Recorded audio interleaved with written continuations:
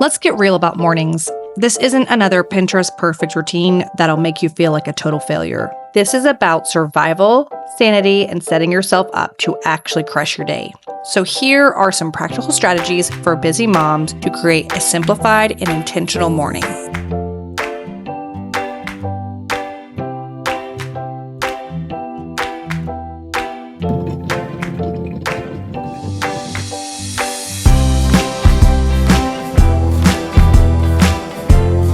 Let's start with the game changer that'll transform everything for you, and that is just waking up 15 to 30 minutes before your kids. Now, before you click away, hear me out.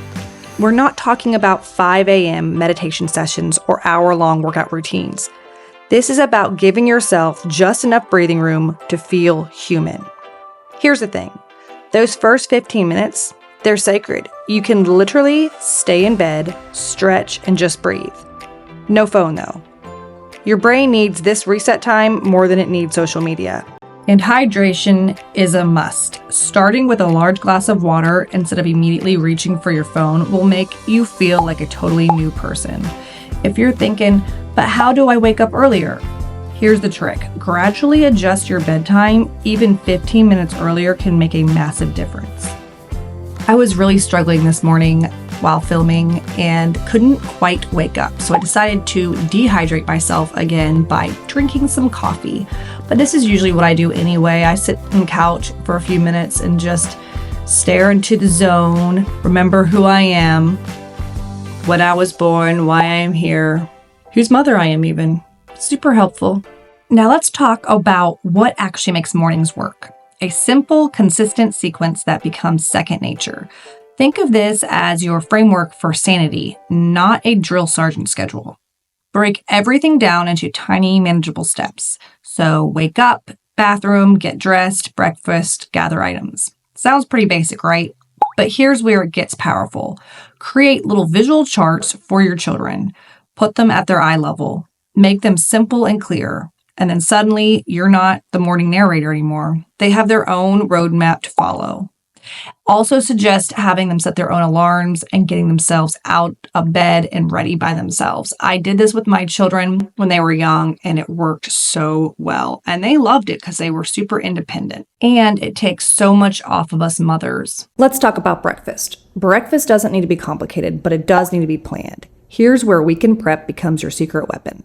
Spend 30 minutes on Sunday making a batch of muffins, hard-boiled eggs. You can also do overnight oats in mason jars, simple smoothie packs, or our favorite, protein pancakes. Or you can do a simple breakfast like I did this morning. You can also create a breakfast station where kids can grab their own morning fuel. Lower shelf in the fridge, that's the breakfast zone. Counter basket, breakfast items only. You teach an independence while saving your sanity. And if we haven't met, I'm Bethany, and here on YouTube, I love to inspire busy, overwhelmed working mamas to slow down, live intentionally, while I show you how to simplify your lives and homes. So that way, you can reclaim your time, peace, and joy. Speaking of decisions, let's eliminate them entirely. Create a capsule wardrobe that actually works for your life. 10 tops, 5 bottoms, everything matches. No more standing in front of your closet having an existential crisis at 6 a.m. For kids, even simpler. Organize clothes by outfit.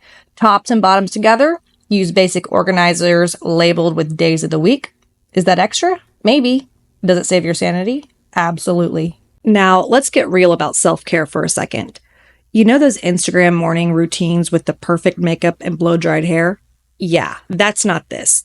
We're talking bare essentials here because let's be honest, you're a mom and not a magazine cover. A simple 5-minute routine is all you need. Tinted moisturizer, mascara, lip balm, done. Because the reality is feeling put together doesn't require a 20-step beauty routine. We're not trying to be supermodels here. We're just trying to survive and thrive.